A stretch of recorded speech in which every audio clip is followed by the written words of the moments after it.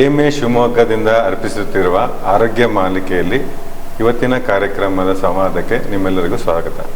Mobile ಇಲ್ಲದೆ ಜೀವನನೇ ಇಲ್ಲ ಅನ್ನೋ ಪರಿಸ್ಥಿತಿಗೆ ಮುಟ್ಟಿರೋ ನಾವು ಅತಿಯಾದ ಮೊಬೈಲ್ ಬಳಕೆಯಿಂದ ನಮ್ಮ ಮಕ್ಕಳು ಅಥವಾ ಮುಂದಿನ ಜನಾಂಗ ಏನೇನು ತೊಂದರೆಗೊಳಗಾಗ್ತಿದ್ದಾರೆ, ಇದರ ಪರಿಹಾರ ಹೇಗೆ ಎಂಬುದರ ಬಗ್ಗೆ ಇವತ್ತೊಂದು ಸಂವಾದ ಕಾರ್ಯಕ್ರಮವನ್ನು ನಾನು ಡಾಕ್ಟರ್ ಅಜರಾಮ್ ಮಕ್ಕಳ ವೈದ್ಯ ಹಾಗೂ ನಮ್ಮ ಶಿವಮೊಗ್ಗದ ಮನೋವೈದ್ಯರಾದ ಡಾಕ್ಟರ್ KS ಶುಭ್ರತಾ ಅವರು ಇವತ್ತು ನಡೆಸ್ಕೊಡ್ತಾ ಇದ್ದೀವಿ. ಈ ಕಾರ್ಯಕ್ರಮಕ್ಕೆ ಸುಸ್ವಾಗತ. ಮಕ್ಕಳಲ್ಲಿ ಮೊಬೈಲ್ ಅತಿಯಾದ ಬಳಕೆ ಎಷ್ಟರ ಮಟ್ಟಿಗಿದೆ ಅಥವಾ ಯಾವಾಗ ಇದನ್ನು ಅತಿಯಾದ ಬಳಕೆ ಅಂತ ಹೇಳ್ತೀವಿ ಏನದ್ರ ಬಗ್ಗೆ ಈಗ ಡಾಕ್ಟರ್ ಶುಭ್ರತಾ ಅವರು ತಿಳಿಸ್ಕೊಡ್ತಾರೆ. ಎಲ್ಲರಿಗೂ ನಮಸ್ಕಾರ. ಭಾವೈಸಂ ಭಾರತೀಯ ವೈದ್ಯಕೀಯ ಸಂಘ ಶಿವಮೊಗ್ಗ ಈ ಕಾರ್ಯಕ್ರಮವನ್ನು ತುಂಬ ಉಪಯುಕ್ತವಾದ ಕಾರ್ಯಕ್ರಮವನ್ನು ನಡೆಸ್ತಾ ಇದೆ. ಮತ್ತು ಡಾಕ್ಟರ್ ರಾಜಾರಾಮ್ ಅವರು ಹೇಳಿದ ಹಾಗೆ ಇವತ್ತು ನಾವು ಮಕ್ಕಳಲ್ಲಿ ಮೊಬೈಲ್ ಬಳಕೆ ಬಗ್ಗೆ ಮಾತಾಡ್ತಾ ಇದ್ದೀವಿ. ನಮ್ಮ ಒಂದು ವೈದ್ಯಕೀಯ ಪರಿಭಾಷೆಯಲ್ಲಿ ಸ್ಕ್ರೀನ್ ಟೈಮ್ ಅಂತ ತೆಗೆದುಕೊಳ್ತೀವಿ. ಈಗ ಸ್ಕ್ರೀನ್ ಅಂದರೆ ಯಾವ್ದು ಬಂತು ಅಂತ ಅಂದಾಗ ಮೊಬೈಲ್ಗಳಿರಬಹುದು, ಲ್ಯಾಪ್ಟಾಪ್ಗಳಿರಬಹುದು, ಕಂಪ್ಯೂಟರ್ ಇರಬಹುದು ಅಥವಾ TV ಇರಬಹುದು. ಸೊ ಯಾವುದೇ ರೀತಿಯ ಈ ಡಿಜಿಟಲ್ ಸ್ಕ್ರೀನ್ಸನ್ನು ಸ್ಕ್ರೀನ್ ಅಂತ ತೆಗೆದುಕೊಳ್ತೀವಿ. ಈ ಭಾರತದಲ್ಲಿ ನಡೆದಂತಹ ಕೆಲವು ಸಂಶೋಧನೆಗಳನ್ನ ನೋಡಿದಾಗ, ಅಧ್ಯಯನಗಳನ್ನು ನೋಡಿದಾಗ ಈ ಚಿಕ್ಕ ಮಕ್ಕಳಲ್ಲಿ ಅಂದರೆ ಈ ಒಂದು 10 ವರ್ಷದ ಕೆಳಗಿನ ಮಕ್ಕಳಲ್ಲಿ ಸುಮಾರು 2 ರಿಂದ 4 ಗಂಟೆಗಳ ಕಾಲ ಸ್ಕ್ರೀನ್ ಟೈಮ್ ಪ್ರತಿ ದಿನಕ್ಕೆ ಇತ್ತಂತೆ. ಮತ್ತೊಮ್ಮೆ ಹೇಳ್ತಾ ಇದ್ದೀನಿ, ಒಂದು ದಿನಕ್ಕೆ ಸುಮಾರು 2 ರಿಂದ 4 ಗಂಟೆಗಳ ಕಾಲ ಮಕ್ಕಳು ಈ ಸ್ಕ್ರೀನ್ನಲ್ಲಿ ಸಮಯವನ್ನು ಕಳೀತಾ ಇದ್ರು. ಹಾಗಂದ ಮಾತ್ರಕ್ಕೆ ಅವರು ಕೇವಲ ಗೇಮ್ಸ್ ಆಡ್ತಾ ಇದ್ರು ಅದೇ ಅಲ್ಲ, ಎಜುಕೇಷನಲ್ ಕೂಡ ಇರಬಹುದು. ಆದರೆ 2 to 4 hours ಅನ್ನುವಂಥದ್ದು ನಮಗೆ ಒಂದು ರೀತಿಯ ಎಚ್ಚರಿಕೆಯ ಕರೆಗಂಟೆಯನ್ನು ನಮ್ಮ ಮೆದುಳಿನಲ್ಲಿ ಕೊಡಬೇಕು, ಏನಪ್ಪ ಇದು ಇಷ್ಟ ಆಗಿದೆ ಅಂತ. ಸೊ ಇದನ್ನು ನಾವು ಎಕ್ಸೆಸಿವ್ ಸ್ಕ್ರೀನ್ ಟೈಮ್ ಅಂತ ಹೇಳ್ತೀವಿ. ಅತಿಯಾದ ಮೊಬೈಲ್ ಬಳಕೆ ಕೂಡ ಅದರಲ್ಲೇ ಬಂದ ಹಾಗೆ ಆಯಿತು. ಸೊ ಯಾವಾಗ ಇದು ಸಮಸ್ಯೆ ಅಂತ ನಾವು ಅಂದ್ಕೊಳ್ತೀವಿ ಅಂತ ಅಂದರೆ, ಯಾವಾಗ ಈ ಅತಿಯಾದ ಬಳಕೆಯಿಂದಾಗಿ ಮಕ್ಕಳು ಬೇರೆಯ ಚಟುವಟಿಕೆಗಳನ್ನು ನೆಗ್ಲೆಕ್ಟ್ ಮಾಡ್ತಾ ಇದ್ದಾರೆ, ಅದರ ಕಡೆಗೆ ಅವರು ಗಮನ ಕೊಡ್ತಾ ಇಲ್ಲ. ಒಂದು ಮಗು ಓದೋದ್ರ ಕಡೆ ಕಡಿಮೆ ಆಗಿಬಿಟ್ಟಿದೆ, ಅಥವಾ ಇನ್ನು ಮನೆಯಲ್ಲಿ ಯಾರ ಜೊತೆಗೂ ಮಾತಾಡೋದಿಲ್ಲ, ಊಟಕ್ಕೆ ಕೂಡ ಬರ್ದೇನೆ ಮೊಬೈಲ್ ಇಟ್ಕೊಂಡು ಆಟಾಡ್ತಾ ಕೂತ್ಕೊಳ್ಳುತ್ತೆ, ಅಥವಾ ಹೊರಾಂಗಣ ಕ್ರೀಡೆಗಳಿಗೆ ಹೋಗೋದಿಲ್ಲ, ಆಟ ಆಡೋದಕ್ಕೆ ಹೋಗ್ತಾ ಇಲ್ಲ. ಈ ರೀತಿಯ ಪ್ರಾಬ್ಲಮ್ಗಳು ಬಂದಾಗ ಇದನ್ನು ನಾವು ಒಂದು ಸಮಸ್ಯೆ ಅಂತ ನಾವು ಅದನ್ನು ಪರಿಗಣಿಸ್ತೀವಿ. ಕೆಲವು ಸಲ ಮೊಬೈಲ್ ಅಡಿಕ್ಷನ್ ಅಥವಾ ಇದು ಒಂದು ರೀತಿ ಇದಾಗ್ಬಿಟ್ಟಿದೆ, ವ್ಯಸನ ಆಗ್ಬಿಟ್ಟಿದೆ ಅಂತ ಹೇಳಬಹುದು. ಮತ್ತೆ ನಾನು ನಮ್ಮ ಮನೋವೈದ್ಯಕೀಯ ಒಂದು ನಮ್ಮ ಕ್ಲಾಸಿಫಿಕೇಶನ್ ಅಂತ ಇದೆ, ವರ್ಗೀಕರಣ ಅಂತ ಇದೆ, ಅದನ್ನು ನೋಡಿದಾಗ ಈ ಮೊಬೈಲ್ ಬಳಕೆಯನ್ನ ಒಂದು ಅಡಿಕ್ಷನ್ ಆಗಿ ನಾವು ನೋಡಬೇಕಾ ಅನ್ನುವಂಥ ಸಂಶೋಧನೆಗಳು ಸಾಕಷ್ಟು ನಡೆದು ಇನ್ನೂ ಅದು ಕ್ಲಾಸಿಫಿಕೇಶನ್ ಕಾಯಿಲೆಯಾಗಿ ಸೇರ್ಕೊಂಡಿಲ್ಲ. ಆದರೆ ಗೇಮಿಂಗ್ ಡಿಸಾರ್ಡರ್ ಅನ್ನೋದು ನಮ್ಮ ಒಂದು ಕಾಯಿಲೆಯೇ, ಮನೋವೈದ್ಯಕೀಯ ಕಾಯಿಲೆ ಅಂತ ನೋಡ್ತೀವಿ, ಮಾನಸಿಕ ಕಾಯಿಲೆ ಅಂತ ನೋಡ್ತೀವಿ. ಗೇಮಿಂಗ್ ಡಿಸಾರ್ಡರ್ ಅತಿಯಾದ ಸ್ಕ್ರೀನ್ ಬಳಕೆಯಿಂದ ಸಾಕಷ್ಟು ಸಮಸ್ಯೆಗಳಾಗೋದ್ರಿಂದ ಅದನ್ನು ನಾವು ತುಂಬ ಮುಖ್ಯವಾಗಿ ಅದನ್ನು ಪರಿಗಣಿಸಿ ಅದಕ್ಕಾಗಿ ಅದು ಮತ್ತೆ ಜಾಸ್ತಿ ಆಗದ ಹಾಗೆ ನೋಡ್ಕೊಳ್ಳುವಂಥದ್ದು ನಮ್ಮ ಮುಖ್ಯವಾದ ಕರ್ತವ್ಯ. ಈ ಮೊಬೈಲ್ ಬಳಕೆಯಿಂದ ಕೆಲವೊಂದು ದೈಹಿಕ ತೊಂದರೆಗಳಾಗ್ತವೆ, ಕೆಲವೊಂದು ಮಾನಸಿಕ ತೊಂದರೆಗಳಾಗ್ತವೆ, ಕೆಲವೊಂದು ಸಾಮಾಜಿಕ ತೊಂದರೆಗಳಾಗ್ತವೆ. ಇದ್ರ ಬಗ್ಗೆ ಕೆಲವೊಂದು ಅನಿಸಿಕೆಗಳನ್ನು ಡಾಕ್ಟರ್ ಹೇಳ್ತಾರೆ. ಹೌದು ಸರ್, ನೀವು ಹೇಳಿದ ಹಾಗೆ ನಾವು ಯಾವುದೇ ಸಮಸ್ಯೆಗಳನ್ನ ನೋಡಿದಾಗ ಏನು ಹಾನಿಕಾರಕ ಪರಿಣಾಮಗಳು ಏನಾಗತ್ತೆ ಅಂತ ನಾವು ನೋಡಿದಾಗ ಅದನ್ನು ಬ್ರಾಡ್ ಆಗಿ ಡಿವೈಡ್ ಮಾಡ್ಕೋಬಹುದು. ಹೇಗೆ? ಫಿಸಿಕಲ್ ಅಂದರೆ ದೈಹಿಕವಾಗಿ. ಏನು ದೈಹಿಕವಾಗಿ ಮಕ್ಕಳು ಯಾವ ರೀತಿ ಸಮಸ್ಯೆಗಳನ್ನ ಒಳಗಾಗಿ ಬರ್ತಾರೆ ನಮ್ಮ ಹತ್ರ ಅಂತಂದರೆ, ಕುತ್ತಿಗೆ ನೋವು ಇರ್ಬೋದು, ತಲೆನೋವು ಇರ್ಬೋದು, ಕಣ್ಣಿನ ಸಮಸ್ಯೆಗಳು, ಹಾಗೆಯೇ ಒಬೇಸಿಟಿ ಅಂದರೆ ಬೊಜ್ಜು ಎನ್ನುವಂಥದ್ದು. ಈಗ ನೀವು ಪಿಡಿಯಾಟ್ರಿಷಿಯನ್ ಆಗಿ ನಿಮ್ಗೆ ಗೊತ್ತು, ಇಂದಿನ ಮಕ್ಕಳಲ್ಲಿ ಅತಿಯಾದ ಒಂದು ತೂಕ ಜಾಸ್ತಿ ಆಗುವಂಥದ್ದು, ಅವರು ಎಷ್ಟು ಅವರ ವಯಸ್ಸಿಗೆ ಏನು ತೂಕ ಇರಬೇಕು ಅದಕ್ಕಿಂತ ಜಾಸ್ತಿ ನಾವು ನೋಡ್ತಾ ಇದ್ದೀವಿ. ಬೊಜ್ಜು ಅನ್ನುವಂಥದ್ದು ತುಂಬ ಜಾಸ್ತಿ ಆಗಿದೆ, ತುಂಬ ಸಾಮಾನ್ಯವಾಗಿ ನಾವು ಕಾಣ್ತಾ ಇದ್ದೀವಿ ಮಕ್ಕಳಲ್ಲಿ. ಚಟುವಟಿಕೆಗಳು ಕಡಿಮೆಯಾಗಿ ಆಗುವಂಥದ್ದು ಇದನ್ನು ನೋಡ್ಬೋದು. ಇದು ದೈಹಿಕವಾಗಿ ಈ ಸಮಸ್ಯೆಗಳಾದರೆ, ಮಾನಸಿಕವಾಗಿ ನಮಗೆ ತುಂಬ ಅಂದರೆ ಆತಂಕಕಾರಿ ಸಮಸ್ಯೆಗಳನ್ನು ನಾವು ಕಾಣ್ತೀವಿ. ಈಗ ನಾನು ಒಂದು ಉದಾಹರಣೆಯನ್ನು ಕೊಟ್ಟರೆ ನಿಮಗೆ ಅದು ಮತ್ತಷ್ಟು ಒಂದು ಕುತೂಹಲ ಅನಿಸ್ಬೋದು, ಅದು ಇಂಟ್ರೆಸ್ಟಿಂಗ್ ಅನಿಸ್ಬೋದು ಅಂದ್ಕೊಳ್ತೀನಿ. ಈಗ 2 ವರ್ಷದ ಹಿಂದೆ ಈ ಕೋವಿಡ್ ಮುಗಿಯುವ ಸಮಯದಲ್ಲಿ ಒಂದು ಅಮೆರಿಕಾದಿಂದ ಒಂದು ಮಗುವನ್ನು ನನ್ನ ಕರ್ಕೊಂಡ್ಬಂದರು. ಅವರ ಅಜ್ಜ ಅಜ್ಜಿ ಈ ಊರಲ್ಲಿದ್ದರು. ಸೊ ಆದ್ದರಿಂದ ಅಪ್ಪ ಅಮ್ಮ ಅಲ್ಲಿದ್ದವರು, ಒಂದೇ ಮಗು. ಆ ಮಗು ಕೇವಲ 2.5 ವರ್ಷದ ಮಗು. ಅವರಿಗೆ ಅಲ್ಲಿ ಡಾಕ್ಟರ್ ನೋಡಿದವರು ಇದಕ್ಕೆ ಈ ಮಗುವಿಗೆ ಆಟಿಸಮ್ ಲಕ್ಷಣ ಇದೆ. ಆಟಿಸಮ್ ಅಂದ್ರೆ ಸ್ವಲೀನತೆ ಅಂತ ಹೇಳ್ತೀವಿ. ಅಂದ್ರೆ ತನ್ನಲ್ಲೇ ತಾನು ಲೀನವಾಗಿರುವಂತಹ ಮಗು, ಸಾಮಾಜಿಕ ಕೌಶಲ್ಯಗಳಿಲ್ಲ, ಬೇರೆಯವ್ರ ಜೊತೆ ಮಾತಾಡೋದಿಲ್ಲ, ಬೆರೆಯೋದಿಲ್ಲ. 4 ಜನ ಮಕ್ಕಳು ಆಟ ಆಡ್ತಾ ಇದ್ರೆ ಈ ಮಗು ಒಂದೇ ಕುತ್ಕೊಂಡು ತನ್ನ ಪಾಡಿಗೆ ತಾನಿರುತ್ತೆ, ಮಾತು ಬಂದಿರೋದಿಲ್ಲ. ಸೊ ಆ ರೀತಿ ಡಯಾಗ್ನೋಸ್ ಮಾಡಿ ಇಲ್ಲಿ ಅವ್ರು ಇಲ್ಲಿ ಬಂದ್ರು. ಅವ್ರು ತುಂಬಾ ಆತಂಕದಿಂದ ಬಂದ್ರು ಇಲ್ಲಿಗೆ. ನನ್ನಲ್ಲಿ ಒಂದು ಒಪಿನಿಯನ್ ತೆಗೆದುಕೊಳ್ಳೋಣ ಅಂತ ಬಂದ್ರು. ಸೊ ನಾನು ಸಾಕಷ್ಟು ಆ ಮಗುವಿನೊಂದಿಗೆ ಬೇರೆ ಬೇರೆ ರೀತಿಯ ಟೆಸ್ಟ್ಗಳು, ಅಸೆಸ್ಮೆಂಟ್ಗಳು ಅಪ್ಪ ಅಮ್ಮನೊಂದಿಗೆ ಮಾಡಿದಾಗ ತಿಳಿದು ಬಂದಂತಹ ವಿಷಯ ತುಂಬ ಒಂದು ರೀತಿಯ ಕುತೂಹಲ ಕೂಡ, ಒಂದು ರೀತಿ ಆ ತಂದೆ ತಾಯಿಗೆ ಖುಷಿ ಕೂಡ ಆಯಿತು. ಆದರೆ ಇನ್ನೊಂದು ರೀತಿ ನಮಗೆ ಚಿಂತೆ ಕೂಡ ಆಯಿತು. ಇದು ಸೆಕೆಂಡ್ರಿ ಆಟಿಸಮ್ ರೀತಿ ನನಗೆ ಕಾಣಿಸ್ತು. ಏನು ಸೆಕೆಂಡ್ರಿ ಆಟಿಸಮ್ ಅಂದರೆ, ಆ ಮಗು ಈ ಕೋವಿಡ್ ಸಮಯದಲ್ಲಿ ಮನೆಯಿಂದ ಹೊರಗಡೆ ಹೋಗೇ ಇಲ್ಲ. ಅಪ್ಪ ಅಮ್ಮ ಇಬ್ರು ವರ್ಕ್ ಫ್ರಮ್ ಹೋಮ್, ಇಡೀ ದಿನ ಕಂಪ್ಯೂಟರ್ನಲ್ಲಿ ಕುತ್ಕೊಂಡಿದ್ದಾರೆ. ಆ ಮಗುವಿಗೆ ಯಾವುದೇ ರೀತಿಯ ಬೇರೆಯ ಪ್ರಚೋದನೆಗಳಿಲ್ಲ. ಸೊ ಏನ್ ಮಾಡ್ತಾರೆ, ಕೆಲಸದವ್ರಿಲ್ಲ, ಯಾರು ಬರ್ತಾ ಇಲ್ಲ, ಯಾರಿಗೂ ನೋಡ್ಕೊಳ್ಳೋದಕ್ಕೆ ಇಲ್ಲಿ ಅಜ್ಜ ಅಜ್ಜಿಗೆ ಕೂಡ ಭಾರತದಿಂದ ಹೋಗೋದಕ್ಕೆ ಆಗ್ತಾ ಇಲ್ಲ ಕೋವಿಡ್ ಸಮಯದಲ್ಲಿ. ಆ ಮಗು ಆಲ್ಮೋಸ್ಟ್ ದಿನಕ್ಕೆ 8-10 ಗಂಟೆಗಳ ಕಾಲ ಮೊಬೈಲ್ನಲ್ಲಿ, ಸ್ಕ್ರೀನ್ನಲ್ಲಿ ಕಳೆದಿದೆ. ಆ ಮಗು ಮಾತು, ಹೊರಗಡೆ ಮಾತಾಡೋದಕ್ಕೆ ಆ ಮಗುವಿಗೆ ಯಾವುದೇ ರೀತಿಯ ಪ್ರಚೋದನೆ ಇಲ್ಲ, ಸೋಷಿಯಲ್ ಯಾವುದೇ ಆಕ್ಟಿವಿಟಿ ಇಲ್ಲ. ಇದೆಲ್ಲ ಲಕ್ಷಣಗಳು ಒಂದು ರೀತಿಯ ಆಟಿಸಮ್ ಲಕ್ಷಣಗಳ ರೀತಿ ಕಾಣಿಸ್ತಾ ಇತ್ತು. ನಾನು ಆಮೇಲೆ ಅವ್ರಿಗೆ ಅಂದೆ, ನೋಡಿ ನೀವು ಒಂದು 3-4 ತಿಂಗಳು ಇಂಟೆನ್ಸ್ ಪ್ರಚೋದನೆಯನ್ನು ಕೊಡಬೇಕು, ಮೊಬೈಲನ್ನು ಕಂಪ್ಲೀಟ್ ಆಗಿ ಬಂದ್ ಮಾಡಿ, ನೀವು ಬೇರೆ ಮಕ್ಕಳೊಂದಿಗೆ ಬಿಡಿ, ಕುತ್ಕೊಂಡು ಮಾತಾಡಿ. ಏನು ಸಂತೋಷದ ವಿಷಯ ಅಂದರೆ, ಅವರು 4 ತಿಂಗಳು 5 ತಿಂಗಳಾದ್ಮೇಲೆ ನನ್ನಲ್ಲಿ ಬಂದಾಗ ಆ ಮಗು ನಿಜವಾಗ್ಲೂ ಇಂಪ್ರೂವ್ಮೆಂಟ್ ಆಗಿತ್ತು. ಆ ಮಗು ಕೆಲವು ಮಾತುಗಳನ್ನ, ಕೆಲವು ಶಬ್ದಗಳನ್ನ ಆಡ್ತಾ ಇತ್ತು. ಆಟಿಸಮ್ದೇ ಕಾಯಿಲೆ ಇತ್ತು ಆ ಮಗುವಿಗೆ ಅಂದರೆ ಈ ರೀತಿ ಆಗ್ತಾ ಇರಲಿಲ್ಲ. ಇಂಪ್ರೂವ್ಮೆಂಟ್ ಇಷ್ಟು ಬೇಗ ಆಗೋದಕ್ಕೆ ಸಾಧ್ಯ ಇಲ್ಲ. ಸೊ ಆದ್ರಿಂದ ಈ ಮಾನಸಿಕ ಸಮಸ್ಯೆಗಳು, ಯಾವುದೇ ರೀತಿಯ ಒಂದು ಸೈಕಲಾಜಿಕಲ್ ಸಮಸ್ಯೆಗಳು ಬರ್ಬೋದು ಅಂತಂದ್ರೆ, ಮಾತು ಬರದೇ ಇರುವಂಥದ್ದು. ತುಂಬ ಚಿಕ್ಕ ಮಕ್ಕಳಿಗೆ ನಾವು ಈ ಮೊಬೈಲನ್ನು ಬಿಟ್ಬಿಟ್ರೆ, ಈಗ ಮೊಬೈಲ್ ನೋಡ್ತಾ ಇದ್ರೆ, ಒಂದು ಗೇಮ್ ಆಡ್ತಾ ಇದ್ರೆ, ಅದು ನಮ್ಮಿಂದ ಯಾವುದೇ ರೀತಿಯ ಮಾತನ್ನ ಎಕ್ಸ್ಪೆಕ್ಟ್ ಮಾಡೋದಿಲ್ಲ. ಸೊ ಅದರಿಂದ ಒನ್ ಸೈಡೆಡ್ ಕಮ್ಯುನಿಕೇಶನ್, ಆ ಕಡೆಯಿಂದ ನೋಡ್ತಾರೆ ಮಕ್ಕಳು, ಸುಮ್ಮನೆ ಅದರಲ್ಲಿ ಎಂಜಾಯ್ ಮಾಡ್ತಾ ಕೂತ್ಕೊಳ್ತಾರೆ. ಸೊ ಮಾತಾಡೋದಕ್ಕೆ ಪ್ರಚೋದನೆ ಬರಲಿಕ್ಕಿಲ್ಲ, ಕಾನ್ಸಂಟ್ರೇಷನ್ ಕಡಿಮೆ ಆಗುತ್ತೆ, ಏಕಾಗ್ರತೆ ಕಡಿಮೆ ಆಗುತ್ತೆ, ಮತ್ತು ಅಕಾಡೆಮಿಕ್ ಪರ್ಫಾರ್ಮೆನ್ಸ್ ಕಡಿಮೆ ಆಗ್ಬೋದು. ಸೋಷಿಯಲ್ ಏನು ಸ್ಕಿಲ್ಸ್ ಬೇಕು, ಒಂದು ಮನುಷ್ಯ ಅನ್ನುವಂಥವನು ಒಂದು ಸಾಮಾಜಿಕ ಜೀವಿ, ಅವನು ಸಮಾಜ ಜೀವಿ, ಅವನಿಗೆ ಬೇಕು, ಜನರು ಬೇಕು, ಮಾತಾಡಬೇಕು. ಆ ಮಗುವಿಗೆ ಬೇರೆಯವರೊಂದಿಗೆ ಮಾತನಾಡುವ, ವ್ಯವಹರಿಸುವ ಕೌಶಲಗಳೇ ಬರಲಿಕ್ಕಿಲ್ಲ. ಮತ್ತು ಒಂದು ಹದಿವಯಸ್ಸಿಗೆ ಬರ್ತಾ ಇರುವಂಥ ಮಕ್ಕಳಿಗೆ ಇನ್ನೊಂದು ಸಮಸ್ಯೆ ಏನಾಗುತ್ತೆ ಅಂದರೆ, ಒಂದು ರೀತಿಯ ವಾಸ್ತವ ಮತ್ತು ಕಾಲ್ಪನಿಕ ಜಗತ್ತಿನ ನಡುವಿನ ಒಂದು ವ್ಯತ್ಯಾಸಗಳೇ ಗೊತ್ತಾಗ್ಲಿಕ್ಕಿಲ್ಲ. ಲೈಕ್ಸ್ ಬರುವಂಥದ್ದು, ನನ್ನ ಒಂದು ಏನು ಸೆಲ್ಫ್ ಅನ್ನುವಂಥ ಕಾನ್ಸೆಪ್ಟ್ ಇದೆ, ನನ್ನ ಆತ್ಮವಿಶ್ವಾಸ, ಅಲ್ಲಿ ಯಾವುದೋ ಒಂದು ಪರ್ಫೆಕ್ಟ್ ನೋಡಿ ನಾನು ಹೀಗೇ ಇರಬೇಕು, ಇದೇ ಇದ್ರೆ ಚಂದ, ಇಲ್ಲ ಅಂದರೆ ಚಂದ ಇಲ್ಲ, ಈ ರೀತಿ ಹೇಳುವಂಥದ್ದು. ಮತ್ತು ಇನ್ನೊಂದಿಷ್ಟು ಕಾಂಪ್ಲಿಕೇಶನ್ ನಾನು ಕಡೆಯಲ್ಲಿ ಅದ್ರ ಬಗ್ಗೆ ಹೇಳ್ತೀನಿ ಕೂಡ. ಏನಾಗ್ಬೋದು ಅಂದರೆ, ಸೇಫ್ಟಿ ಕೂಡ ತುಂಬ ಒಂದು ಸಮಸ್ಯೆ ಅಂತ ಅನ್ಕೊಳ್ತೀನಿ ನಾನು. ಅಂದರೆ ನಮಗೆ ತುಂಬ ಹೆದರಿಕೆ ಆಗುವಂಥದ್ದು, ಹದಿಹರೆಯದ ಮಕ್ಕಳು ಯಾರ್ಯಾರ್ದೋ ಜೊತೆಗೆ ಡಿಸ್ಕಷನ್ಲಿ ತೊಡ್ಕೊಳ್ಕೊಳ್ಳುವಂಥದ್ದು, ಸೋಷಿಯಲ್ ಮೀಡಿಯಾಗಳಲ್ಲಿ ತಮ್ಮ ಒಂದು ಫೋಟೋಗಳನ್ನು ಹಾಕುವಂಥದ್ದು, ಅದನ್ನು ಬೇರೆ ಯಾರೋ ಮಿಸ್ಯೂಸ್ ಮಾಡುವಂಥದ್ದು, ಈ ರೀತಿಯ ಹಲವಾರು ಸಮಸ್ಯೆಗಳು ಈ ಅತಿಯಾದ ಒಂದು ಸ್ಕ್ರೀನ್ ಟೈಮ್ ಇಂದಾಗಿ ಕಾಣಿಸೋದನ್ನು ನಾವು ಕಾಣ್ತೀವಿ. ಈಗ ಮೊಬೈಲ್ ಬಳಕೆ ಎಷ್ಟು ಉಪಯೋಗಿಸಿದ್ರೆ ಹಿತ, ಎಷ್ಟು ಉಪಯೋಗಿಸಿದ್ರೆ ಅತಿ, ಹೇಳ್ತಾರಲ್ಲ ಐಲು ಮೊಬೈಲ್ ಅಂತ ಯಾವಾಗ ಆಗ್ತದೆ, ಯಾವ ವಯಸ್ಸಿಗೆ ಮೊಬೈಲ್ ಕೊಡ್ಬೋದು, ಇದ್ರ ಬಗ್ಗೆ ಏನಾದ್ರು ಮಾರ್ಗಸೂಚಿಗಳು, ಗೈಡ್ಲೈನ್ಸ್ಗಳು ಇದೆಯಾ, ಇದ್ರ ಬಗ್ಗೆ ಹೇಳ್ತಾರೆ ಸರ್? ಅದೇ ನಾವು ಯಾವಾಗ ಎಷ್ಟು ಏನು ಗೈಡ್ಲೈನ್ಸ್ ಇದೆ, ಎಷ್ಟು ಕೊಡ್ಬೋದು ಅಂತ ಹೇಳೋದಕ್ಕಿಂತ ಮುಂಚೆ ಸಮಸ್ಯೆಗಳನ್ನ ನಾವು ನೋಡಿದ್ವಿ. ಆದರೆ ಅದ್ರ ಜೊತೆಗೆ ನಮ್ಮ ಈ ಏನು ಡಿಜಿಟಲ್ ಒಂದು ಟೆಕ್ನಾಲಜಿ ಬಂದಿದೆ, ಇದರಿಂದ ಒಳ್ಳೆಯ ವಿಷಯಗಳು ಉಂಟು. ಇದರಿಂದ ನಮಗೆ ಉಪಯೋಗಗಳು ಕೂಡ ಆಗ್ತಾ ಇದೆ. ಏನು ಉಪಯೋಗಗಳು ಅಂತಂದ್ರೆ, ಇಲ್ಲೋ ದೂರ ಇರುವಂತಹ ನಮ್ಮ ಅಮೆರಿಕದಲ್ಲಿರುವಂತಹ ನಮ್ಮ ಅಕ್ಕ ಅಥವಾ ಯಾರೋ ಅಪ್ಪ ಅಮ್ಮ ಅಲ್ಲಿದ್ದಾರೆ ಅಂದ್ರೆ ನಮಗೆ ವಿಡಿಯೋ ಕಾಲ್ ಮಾಡಿ ದಿನ ನೋಡೋದಕ್ಕೆ ಸಾಧ್ಯ ಇದೆ. CCTV ಇಂದ ನೀವು ಇಲ್ಲಿಂದನೇ ಮಾನಿಟರ್ ಮಾಡೋದಕ್ಕೆ ಸಾಧ್ಯ ಇದೆ. ಎಜುಕೇಶನಲ್ ಮೆಟೀರಿಯಲ್ ತುಂಬಾ ಇದೆ ಆನ್ಲೈನ್ನಲ್ಲಿ. ಕೋವಿಡ್ ಸಮಯದಲ್ಲಿ ಅದಿದ್ದರಿಂದ ಶಾಲೆಗಳು ನಡೀತು, ಪಾಠಗಳು ನಡೆದವು. ಹಾಗೆ ಬೇರೆ ಬೇರೆ ರೀತಿಯ ನಮ್ಮ ಒಂದು ಸೌಲಭ್ಯಗಳು ಇದರಿಂದ ಸಾಧ್ಯವಾಗಿದೆ.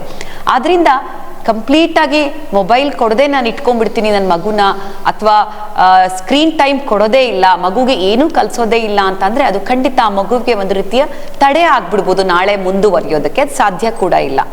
ಸೊ ಏನು ನಮ್ಮ ಇಂಡಿಯನ್ ಅಕಾಡೆಮಿ ಆಫ್ ಪಿಡಿಯಾಟ್ರಿಕ್ಸ್ ಅಂತ ಏನಿದೆ, ಇಂಡಿಯನ್ ಅಕಾಡೆಮಿ ಆಫ್ ಪಿಡಿಯಾಟ್ರಿಕ್ಸ್, ಅದರದ್ದು ಒಂದು ಗೈಡ್ಲೈನ್ಸ್ ರಿಲೀಸ್ ಮಾಡಿದ್ದಾರೆ. ಎಲ್ಲ ಇಡೀ ಜಗತ್ತಲ್ಲೇ ಗೈಡ್ಲೈನ್ಸ್ ಇದೆ, ನಮ್ಮ ಭಾರತಕ್ಕೆ ಅನುಗುಣವಾಗಿ ಕೆಲವು ಗೈಡ್ಲೈನ್ಸ್ ಇದೆ. ಸೊ 1-2 ವರ್ಷದ ಕೆಳಗಿನ ಮಕ್ಕಳಿಗೆ ನಾವು ಯಾವುದೇ ರೀತಿಯ ಸ್ಕ್ರೀನನ್ನು ಕೊಡಬಾರ್ದು. ಕೇವಲ ಮೊಬೈಲ್ ಇಲ್ಲ, ಸಾದಾ keypad mobile, smartphone, iPad, TV, ಯಾವುದೇ ಸ್ಕ್ರೀನ್ ಬೇಡ. ಅಕೇಶ್ನಲಿ, ಸಾಂದರ್ಭಿಕವಾಗಿ ಯಾರೋ ಪ್ರೀತಿ ಪಾತ್ರರೊಂದಿಗೆ ವಿಡಿಯೋ ಕಾಲನ್ನು ಮಾಡಿ ಮಾತಾಡೋದು ಬಿಟ್ಟರೆ ನಾವು ಸ್ಕ್ರೀನನ್ನು ಕೊಡೋದು ಖಂಡಿತ ಕೊಡಬಾರ್ದು ಅಂತಲೇ ಹೇಳ್ತಾರೆ. ಸೊ ಇದು 2 ವರ್ಷದ ಕೆಳಗಿನ ವಯಸ್ಸಿನ ಮಕ್ಕಳಿಗೆ. 2 ರಿಂದ 5 ವರ್ಷದ ಮಕ್ಕಳಿಗೆ 1 ಗಂಟೆ ದಿನಕ್ಕೆ ವಿತ್ ಸೂಪರ್ವಿಷನ್. ನೀವು ಯಾರು ಒಬ್ರು ತಂದೆ ತಾಯಿ ಅವರ ಜೊತೆಗೆ ಕುತ್ಕೊಂಡು ಅವ್ರ ಜೊತೆಗೆ ಅದನ್ನ ಏನು ಮಗು ನೋಡುತ್ತೆ ಅನ್ನೋದನ್ನ ಮಾತಾಡ್ತಾ ಮಾಡಬೇಕು. ನಾನೊಂದು ಮನೋವೈದ್ಯಾಗಿ ನಾನು ಏನು ಹೇಳ್ತೀನಿ ಅಂತಂದ್ರೆ, ಈ ಮಾತು ಬೆಳವಣಿಗೆ ಆಗುವಂತಹ ಈ ಸಮಯದಲ್ಲಿ ಈಗ ಏನೋ ಒಂದು ಛೋಟಾ ಭೀಮ್ ಇದನ್ನ ಒಂದು ಸೀರಿಯಲ್ ನೋಡ್ತಾ ಇದೆ ಮಗು ಅಂತ ಅಂದ್ರೆ, ನೀವು ಅದರ ಬಗ್ಗೆ ಮಗುವಿನೊಂದಿಗೆ ಕುಳಿತುಕೊಂಡು ಮಾತಾಡಬೇಕು. ನೋಡು ಭೀಮ್ ಯಾಕೆ ಈ ತರ ಮಾಡ್ದ, ಭೀಮ್ ಯಾವ ಕಲರ್ ಬಟ್ಟೆ ಹಾಕೊಂಡಿದ್ದಾನೆ ಹೇಳು ನೋಡೋಣ. ಇದು ಒಂದು ರೀತಿಯ ಸ್ಟಿಮ್ಯುಲೇಷನ್ ಮಗುವಿಗೆ. ಕಲರ್, ಚಳಿ, ಭೀಮ್ ಯಾಕೆ ಇದನ್ನ ಸ್ವೆಟರ್ ಹಾಕೊಂಡಿದ್ದಾನೆ, ಶಾಲ್ ಹೊದ್ಕೊಂಡಿದ್ದಾನೆ, ಯಾಕಂದ್ರೆ ಚಳಿ ಇದೆ ಅಲ್ಲಿ. ಸೊ ನೀವು ಅಲ್ಲಿ ಪಾಠವನ್ನ ಕೂಡ ಮಾಡ್ತಾ ಇದ್ದೀರಾ, ಮಗುವಿಗೆ ಪ್ರಚೋದನೆಯನ್ನ ಕೊಡ್ತಾ ಇದ್ದೀರಾ. ಇದು 2 to 5 yearsಗೆ ಹೇಳ್ತಾರೆ. 5 ಮೇಲ್ಗಡೆ ಅಂದ್ರೆ ಮಕ್ಕಳು ಮತ್ತೆ ಅದರಿಂದ ಹೆಚ್ಚಿನ ವಯಸ್ಸಿನ ಮಕ್ಕಳು ಮತ್ತು ಟೀನೇಜ್ ಅಂದ್ರೆ ಹದಿವಯಸ್ಸಿನ ಮಕ್ಕಳಿಗೆ ಇಷ್ಟೇ ಹೊತ್ತು ಅಂತ ಯಾವುದೇ ರೀತಿಯ ಗೈಡ್ಲೈನ್ ಇಲ್ಲ. ಬ್ಯಾಲೆನ್ಸ್ ಮಾಡಿ ಅಂತ ಹೇಳ್ತಾರೆ. ಅಂದ್ರೆ ಈ ಫಿಸಿಕಲ್ ಆಕ್ಟಿವಿಟಿ, ಹೊರಾಂಗಣ ಕ್ರೀಡೆಗಳಿರ್ಬಹುದು, ಅಥವಾ ಶಾಲಾ ಸಮಯ, ಅಥವಾ ಸಮಯಕ್ಕೆ ಸರಿಯಾಗಿ ಎಲ್ಲ ತಂದೆ ತಾಯಿಯೊಂದಿಗೆ ಕುತ್ಕೊಂಡು ಊಟ ಮಾಡುವಂಥದ್ದು, ಸೋಷಿಯಲ್ ಕನೆಕ್ಷನ್ಸ್, ಫಂಕ್ಷನ್ಗಳಿಗೆ ಹೋಗುವಂಥದ್ದು, ಇದೆಲ್ಲದರ ಜೊತೆಗೆ ಬ್ಯಾಲೆನ್ಸ್ ಆಗಿ 1 ಗಂಟೆ ನೀವು ಕೊಡ್ಬೋದು. 1 ಗಂಟೆ ಅಂತ ಸ್ಪೆಸಿಫಿಕ್ ಆಗಿ ಅವ್ರು ಕೊಡೋದಿಲ್ಲ, ಜಾಸ್ತಿನೂ ಆಗ್ಬೋದು. ಯಾಕಂದ್ರೆ ಮಕ್ಕಳಿಗೆ ಅಸೈನ್ಮೆಂಟ್ ಇರ್ಬೋದು, ಟ್ಯೂಷನ್ ಇರ್ಬೋದು. But please balance it with ಸಮತೋಲನವನ್ನ ಕಾಪಾಡ್ಕೊಳ್ಳಿ. ಅದರಿಂದಾಗಿ ಮಗು ಆಟಕ್ಕೆ ಹೋಗ್ತಾ ಇಲ್ಲ, ಮೊಬೈಲ್ ನೋಡ್ತಾ ಇದೆ, ಟಿವಿ ನೋಡ್ತಾ ಇದೆ, ಐಪ್ಯಾಡ್ ನೋಡ್ತಾ ಇದೆ ಅಂತ ಮಗು ಇನ್ಯಾವುದೋ ಕ್ಲಾಸನ್ನು ಮಿಸ್ ಮಾಡ್ತಿದೆ, ಇದು ಆಗದೆ ಹಾಗೆ ನೋಡ್ಕೊಳ್ಳಿ ಅಂತ ಗೈಡ್ಲೈನ್ಸ್ ಹೇಳುತ್ತೆ ನಮಗೆ. ಈಗ ಹೇಳ್ದಂಗೆ ಎಲ್ಲದರಲ್ಲೂ ಒಂದು ಪಾಸಿಟಿವ್ ಇದೆ, ನೆಗೆಟಿವ್ ಇದೆ. ಅದೇ ಥರ ಈ ಸೋಷಿಯಲ್ ಮೀಡಿಯಾದ ವರನ ಶಾಪನ ಹೇಗೆ ಆಗ್ತವೆ ಸರ್? ಡೈರೆಕ್ಟ್ ಆಗಿ ನೇರವಾಗಿ ಇದು ವರವೋ ಶಾಪವೋ ಅಂತ ಕೇಳಿದರೆ ನಾನು ಅದಕ್ಕೆ ಉತ್ತರ ಕೊಡಲಾರೆ. ಸೋಷಿಯಲ್ ಮೀಡಿಯಾದಿಂದ ಫಸ್ಟ್ ಪಾಸಿಟಿವ್ ಬರೋಣ. ಏನು ಸೋಷಿಯಲ್ ಮೀಡಿಯಾದಿಂದ ಉಪಯೋಗಗಳಾಗಿದೆ ಅಂದರೆ, ಸೋಷಿಯಲ್ ಕನೆಕ್ಷನ್ಸ್ ಬೆಟರ್ ಆಗಿದೆ. ಎಷ್ಟೋ ಕ್ಲಾಸ್ಗಳನ್ನು, ಈಗ ಸಂಗೀತ ಕ್ಲಾಸ್ ಇರ್ಬೋದು, ಅದೆಲ್ಲದು ಎಲ್ಲೆಲ್ಲಿಂದನೋ ಆನ್ಲೈನಲ್ಲಿ ಮಾಡ್ತಾರೆ. ನಾವು ಫೇಸ್ಬುಕ್ ಲೈವ್ ಹೋಗಿ ನಮ್ಮ ಮಾರ್ಕೆಟಿಂಗನ್ನು ಮಾಡ್ಕೊಳ್ತೀವಿ. ಒಂದು ಮಗು, ಎಷ್ಟೊಂದು ಮಕ್ಕಳು, ಈಗ ನಾವು ಸೂರ್ಯಗಾಯತ್ರಿ, ರಾಹುಲ್ ವೆಲ್ಲಾಳ್ ಅವರೆಲ್ಲ ನೋಡಿದ್ದೀವಿ, ಅವರೆಲ್ಲ they have become famous because of social media also, ಅಲ್ಲಿ ಅಪ್ಲೋಡ್ ಮಾಡಿದಾಗ. ಆದರೆ ಸಮಸ್ಯೆಗಳು ತುಂಬ ಇದೆ. ಸೋಷಿಯಲ್ ಮೀಡಿಯಾಕ್ಕೆ ನಾವು ಒಂದು ನೆನ್ಪಿಟ್ಕೋಬೇಕು. ಈಗ ಫೇಸ್ಬುಕ್ ಇರ್ಬೋದು, ಇನ್ಸ್ಟಾಗ್ರಾಮ್ 13 ವರ್ಷ ಅಂತ ಇದೆ. ಅದಕ್ಕೆ 13 ವರ್ಷ ದಾಟಿದ್ರೆ ಮಾತ್ರ ನೀವು ಒಂದು ಫೇಸ್ಬುಕ್ ಅಕೌಂಟನ್ನು ಓಪನ್ ಮಾಡ್ಬೋದು, ಇನ್ಸ್ಟಾಗ್ರಾಮ್ ಅಕೌಂಟ್ ಓಪನ್ ಮಾಡ್ಬೋದು. ಇದಕ್ಕೆ ವಾಟ್ಸಪ್ಪಿಗೆ 16 ವರ್ಷ ಅಂತ ಇದೆ. ಯಾಕೆ ಅದನ್ನು ಮಾಡಿದ್ದಾರೆ ಅಂದರೆ, ಮಕ್ಕಳಿಗೆ ಅದು ಸರಿಯಲ್ಲ ಅಂತ. ಮಕ್ಕಳಿಗೆ they don't know how to manage a social media account ಅಂತ. ಅದು that is what it means. ಆದರೆ ನಮ್ಗೆ ಗೊತ್ತು, 10 ವರ್ಷದ ಮಗು ಕೂಡ ಓಪನ್ ಮಾಡ್ಕೋಬಹುದು ಅಕೌಂಟನ್ನು. ತಾನು 16 ವರ್ಷ ಅಂತ ಹೇಳ್ಬೋದು, 13 ವರ್ಷ ಅಂತ ಹೇಳ್ಬೋದು. ಸಮಸ್ಯೆಗಳನ್ನು ನೋಡಿದಾಗ, ಒಂದು ಸೇಫ್ಟಿ. ಏನು ಸೇಫ್ಟಿ? ಮಕ್ಕಳಿಗೆ ನಾನು ಮುಂಚೆನೆ ಹೇಳ್ದಾಗೆ ತುಂಬ ರೀತಿಯ ಮಿಸ್ಯೂಸ್ ಆಗುತ್ತೆ. ಇವರು ಫೋಟೋನ ಹಾಕ್ತಾರೆ, ಅಲ್ಲಿ ಯಾರೋ ಇದು ಮಾಡ್ತಾರೆ. ಆಮೇಲೆ ಸ್ಟ್ರೇಂಜರ್ಸ್ ಜೊತೆಗೆ they get into connection. ಏನು ಹದಿವಯಸ್ಸಿನ ಮಕ್ಕಳಿಗೆ ತುಂಬ ಬೇರೆಯವರಿಂದ ಒಂದು ಅಪ್ರಿಸಿಯೇಷನ್ ಬರಬೇಕು, ನನಗೆ ಹೊಗಳಬೇಕು ಬೇರೆಯವರು ಅನ್ನುವಂಥ ಒಂದು ಖುಷಿ, ಆತ್ಮವಿಶ್ವಾಸ ಬರಬೇಕು ನನಗೆ ಅಂತ ಎಲ್ಲೋ ಅಲ್ಲಿಂದ ತೆಗೆದುಕೊಳ್ಳೋದಕ್ಕೆ ಪ್ರಯತ್ನ ಮಾಡ್ತಾರೆ. ನಮ್ಗೆ ಗೊತ್ತು, ಹದಿವಯಸ್ಸಿನ ಮಕ್ಕಳು ಐಡೆಂಟಿಟಿ ಕ್ರೈಸಿಸ್ ಆಗ್ತಾ ಇರುತ್ತೆ, ಅಥವಾ ಆ ಕ್ಷಣದಲ್ಲಿ ತಮ್ಮನ್ನ ತಾವು ಕಂಡುಕೊಳ್ಳುವ ಪ್ರಯತ್ನದಲ್ಲಿರ್ತಾರೆ. ಅದು ಎಲ್ಲೋ ಒಂದು ಕಡೆಗೆ ಆ ಸ್ಟ್ರೇಂಜರ್ಸ್ ಜೊತೆಗೆ ಕನೆಕ್ಷನ್ ಆದಾಗ ಅನಾಹುತಗಳನ್ನ ಆಗಿರೋದನ್ನ ಕೂಡ ನಾವು ನೋಡಿದ್ದೀವಿ. ಇದು 2ನೇದು. 3ನೇದು, ಆತ್ಮವಿಶ್ವಾಸವನ್ನ, ನನ್ನತನವನ್ನ ನಾನು ಡೆವಲಪ್ ಮಾಡ್ಕೊಳ್ಳೋದಕ್ಕೆ ಈ ಸೋಷಿಯಲ್ ಮೀಡಿಯಾ ಎಷ್ಟೋ ಸಲ ಬಿಡೋದಿಲ್ಲ. ಅಂದ್ರೆ ನಾ ಫೋಟೋ ಅಪ್ಲೋಡ್ ಮಾಡ್ತಾರೆ, ಇದರಲ್ಲಿ ಇಷ್ಟು ಲೈಕ್ಸ್ ಬಂದ್ರೆ ಮಾತ್ರ ನನಗೆ ಖುಷಿ, ಇಲ್ಲ ಅಂದ್ರೆ ನಾನು ಚೆನ್ನಾಗಿಲ್ಲ, ನನಗೆ ಬೇರೆಯವರು ಲೈಕ್ ಕೊಡಬೇಕು ಅಂದ್ರೇನೆ ನನಗೆ ಖುಷಿ. ಈ ರೀತಿಯ ಒಂದು ಕಾಲ್ಪನಿಕ ಜಗತ್ತಿಗೆ ಹೋಗಿಬಿಡ್ತಾರೆ. ಮತ್ತೆ ಸರಿ ಎನ್ನುವಂಥದ್ದು, ಚಂದ ಅನ್ನುವಂಥದ್ದು ಕಲ್ಪನೆಯೇ ಸೋಷಿಯಲ್ ಮೀಡಿಯಾದಿಂದ ಬರುವಂಥ ಸಾಧ್ಯತೆಗಳು ಉಂಟು. ಈಗ ಯಾರು ಫೋಟೋ DP ಹಾಕಿದ್ರೆ ಅದನ್ನ ಎಡಿಟ್ ಮಾಡದೆ ಹಾಗೆ ತಾವು ಹೇಗಿದ್ದೀವಿ ಹಾಗೆ ಹಾಕೋದಿಲ್ಲ. ತುಂಬಾ ಜನ ಅದನ್ನ ಚಂದ ಮಾಡೇ ಹಾಕುವಂಥದ್ದು, ಬ್ಲೆಮಿಷಸ್ ಅನ್ನ ತೆಗೆದು ಯಾವುದೇ ಕಲೆ ಇರಬಾರ್ದು ಈ ಥರ ಮಾಡಿ ಹಾಕ್ತಾರೆ. ಸೊ ಮಕ್ಕಳು, ಆ ವಯಸ್ಸಿನ ಮಕ್ಕಳು ಏನ್ ಅನ್ಕೊಳ್ತಾರೆ, ಚಂದ ಅಂದ್ರೆ ಈ ರೀತಿ ನಾನಿರ್ಬೇಕು, ನನ್ನ ಬೇರೆ ವ್ಯಕ್ತಿತ್ವ ಮ್ಯಾಟ್ರ್ ಆಗಲ್ಲ ಅಂತ ಅನ್ಕೊಳ್ತಾರೆ. ಸೊ ಈ ರೀತಿ ಹಲವಾರು ಸೋಷಿಯಲ್ ಮೀಡಿಯಾ ಪ್ರಾಬ್ಲಮ್ಗಳನ್ನ ನಾವು ನೋಡ್ತೀವಿ.